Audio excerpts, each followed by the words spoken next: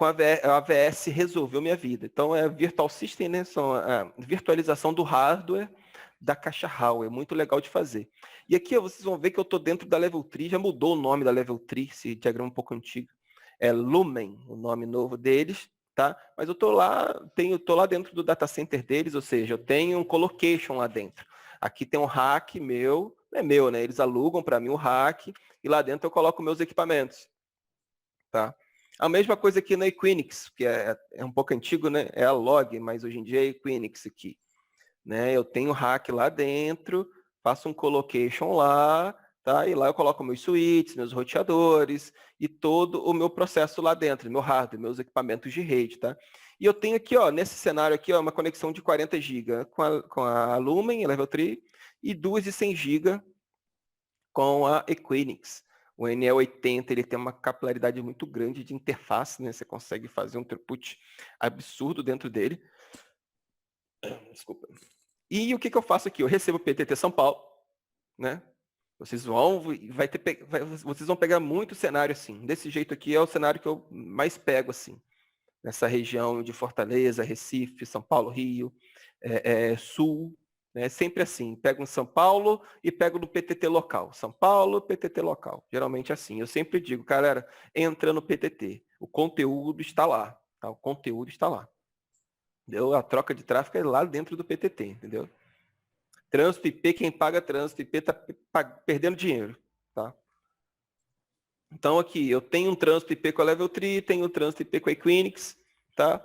Tenho um transporte com a Level 3 para o PTT São Paulo e tenho um transporte com a Equinix para o IXBR RJ, né? Internet Exchange, o PTT do Rio de Janeiro, tá? Que é justamente onde eu tô aqui agora.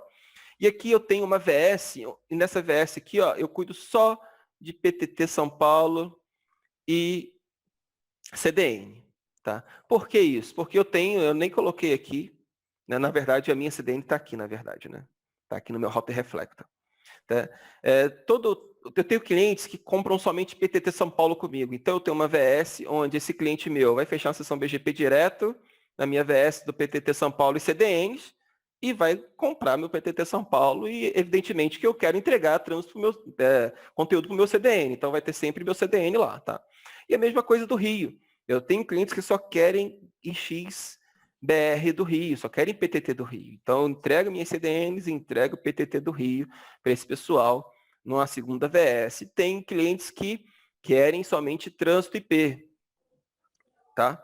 Mas aí eu não entrego eles na minha caixa trânsito IP puro, dedicado, porque eu não sou louco, né? Não, né? Pelo menos eu sei que o empresário gosta do dinheiro dele. Então, esse cara que quer trânsito IP, ele vai fechar aqui direto no meu Router Reflector, no meu cenário aqui. Eu poderia ter uma caixa só para ele? Poderia, mas ele já está chegando no meu Router Reflector direto. Por quê? Porque o meu Router Reflector recebe PTTs, tá? Recebe minhas CDNs e recebe ainda um que eu botei aqui, que é o Xcloud, que são os PTTs internacionais. Muitas empresas, elas contratam, né, transportes para PTT internacional, para Internet Exchange, né, e XBR, na verdade não é XBR, X de outros países, tá? E esse cara aqui, ele vai entrar, por exemplo, aqui, eu teria que criar uma nova VS para ele, tá? Para poder eu fechar as sessões BGP aqui com essa empresa que está me fornecendo esses transportes, ou essa empresa me fornece as rotas todas, ou seja, essa empresa ela tem vários transportes para vários PTTs internacionais e simplesmente me transfere aqui as rotas desses PTTs. Ou não, ou ela só me fornece o transporte e eu que tenho que fazer o pedido, né, de interconexão lá no IX internacional, por exemplo, né? De Amsterdã, por exemplo. Entendeu? Então, eu tenho ainda uma VS para esse cara, né? Onde, se o cliente quiser só conteúdo de PTT internacional comigo, eu só vendo conteúdo de PTT internacional para ele, tá certo? Ou vendo trânsito IP, onde esse cara vai pegar tudo, né? Vai pegar tudo aqui e vai ocorrer toda essa divisão dentro do roteamento dessa minha rede. E ele desce aqui, ó, já desce para um switch agregação, tá vendo? Ó, tem várias agregações aqui com esse cara. Deixa eu limpar a tela aqui. E a rede, cara, que para monitorar isso aqui tem que ter o que Arthur chama de culhões, não é isso? É uma rede grande, velho. É uma rede grande. Tá? Ó, descendo mais aqui. Você já tem aqui a parte, né, da nuvem MPLS, da rede interna. Então, você está monitorando aqui a sua borda, né, e está agora monitorando a sua rede interna, né, o core da rede, né, o que a gente chama de backbone, espinha dorsal. Aí tem vários apelidos aí, né, que a gente fala, mas tem as palavras certas na realidade. Então, você vai ter que monitorar esse cara e monitorar equipamento por equipamento. Aqui eu tenho vários switches que entroncam clientes, entroncam transportes.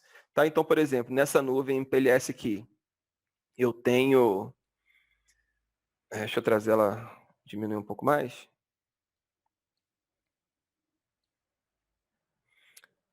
Tem concentradores que saem desses switches, além de clientes que saem desses switches. E além de vários túneis aqui dentro. Ó. Você vê que esses amarelinhos aqui são túneis.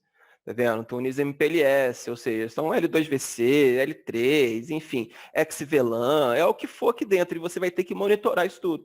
Tá? Então, por que eu passo nessa parte da rede? Né? Porque para monitorar a rede, você tem que saber rede, velho. Para monitorar a LT, você tem que conhecer o LT. Para monitorar um equipamento MikroTik, você tem que conhecer de MikroTik. Cisco não é simplesmente pegar o template e colocar, você tem que aprender literalmente. E o primeiro passo é aprender o que é possível fazer dentro das redes. Vocês vão ver aqui que é mais para o lado, né? Deixa eu ver se eu diminuo um pouco mais. Eu tenho aqui, ó, mais embaixo, um NE20, o N40 aqui, ó. Fora lá é um outro data center, tá vendo? E a rede toda interligada dentro da meu túnel MPLS, da minha nuvem MPLS. Mas eu tenho outro data center aqui, onde eu tenho um outro XBR, onde eu estou conectado em outro XBR. E aqui a mesma coisa, esse equipamento está em outro data center, onde eu estou conectado em outro XBR. E uma coisa que eu faço muito bacana aqui, que eu sempre recomendo que vocês façam, é que interconecte em todos os PTTs que vocês puderem, tá? E depois que vocês fizerem isso, além de ter esse conteúdo, né? Eu estou falando aqui, gente, quem entende de rede, né? Se eu tiver errado, me corrijam, mas quem está dentro da rede sabe que um PTT, se você não tem CDN, você só tem trânsito IP e PTT, e XBR. O PTT, pelo menos o de São Paulo, deve comer aqui em torno de 80% desse fluxo. Talvez um pouco mais, talvez um pouco menos. Mas é o que ele vai engolir do seu fluxo aqui. Então, você imagina você tem 1 GB de tráfego e o trânsito IP custa R$10 o mega. Então, você tem aí um custo legal para pagar. Tá certo? Aí alguém fala assim para você, olha, fecha no PTT, onde você vai pagar R$5 no mega e 80% do seu fluxo vai cair lá. Oh, legal, não, legal. Só fique atento. PTT não tem SLA. Se tiver rompimento, não, você não vai conseguir abrir um chamado, né? E a comunicação é um pouco mais difícil, mas 80% do fluxo está lá. Então, tem os prós e os contras. Por isso que aqui eu estou interconectado em vários PTTs possíveis. Né? Por que isso? Porque, está vendo essa linha azul? Eu até tracei aqui, ó, VLAN bilateral. O que isso quer dizer aqui? Quer dizer o seguinte, esse NR80 que está aqui, esse NE40, perdão, que está aqui, ele está fechando as sessões BGP com os PTTs aqui, com os root servers lá, e está tudo certo, nada de errado com isso. Mas eu fui lá na minha Equinix, na log aqui, né, Equinix antiga log, e falei assim com o pessoal, olha, pessoal, a parada é o seguinte, eu preciso ter uma redundância com vocês. Eu estou interconectado nesse PTT aqui, nesse caso aqui é a Net Botânica, o PTT NB, no Rio de Janeiro. Tá? É o Pix da Net Botânica, né? Você se interconecta num Pix e o Pix que vai literalmente fazer as interconexões. E eu estou lá e eu preciso de uma VLAN bilateral para poder pegar uma redundância sua, para eu poder ter trânsito IP a partir de uma VLAN bilateral vinda do PTT. Aí a Equinix falou assim para mim, não, tudo bem, abre o chamado lá no PTT, fala que você vai fechar a VLAN bilateral com a gente, está tudo certo. E você faz isso.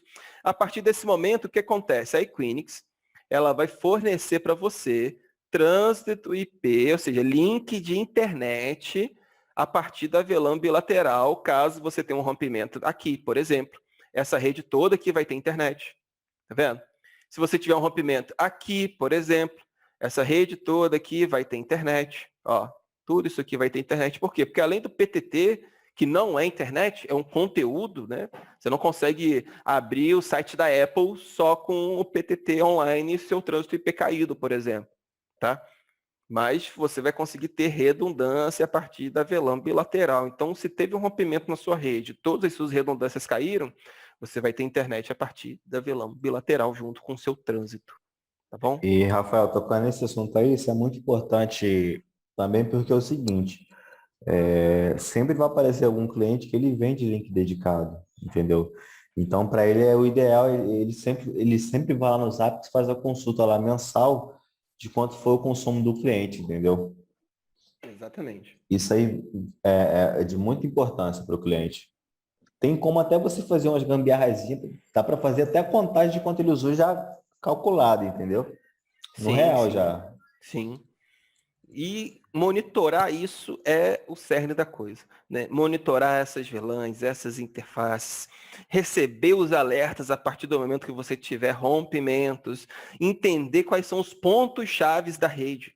Esse é o segredo da coisa. Se você quer uma rede bem monitorada, você tem que literalmente conhecer essa rede. Né? Uma das coisas que eu costumo comentar com meus alunos é o seguinte, galera, vocês vão monitorar a rede, pede uma topologia, um diagrama da rede para o cliente. Ah, cliente, eu não tenho topologia, não tenho diagrama. Tá bom, vamos construir. Aí, como você tem a expertise da rede, fica fácil de você interpretar as pouquíssimas informações que o seu cliente vai mandar para você, tá? Então, fica aí a dica. Construa um diagrama da rede do seu cliente ou da sua própria rede. Marque os pontos importantes, né? Por exemplo, aqui são pontos importantes. Tenho que monitorar isso aqui. Por que isso? Porque na hora de criar os dashboards, tudo isso vai fazer sentido. Você vai ter um buff, uma explosão aqui. Vai fazer sentido você ter esse conhecimento prévio da estrutura que você está monitorando.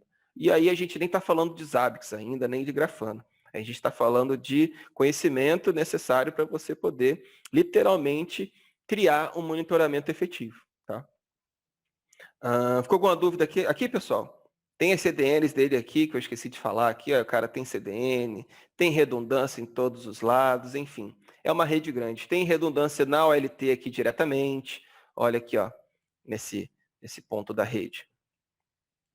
Ele tem aqui uma OLT e nessa OLT ele tem redundância.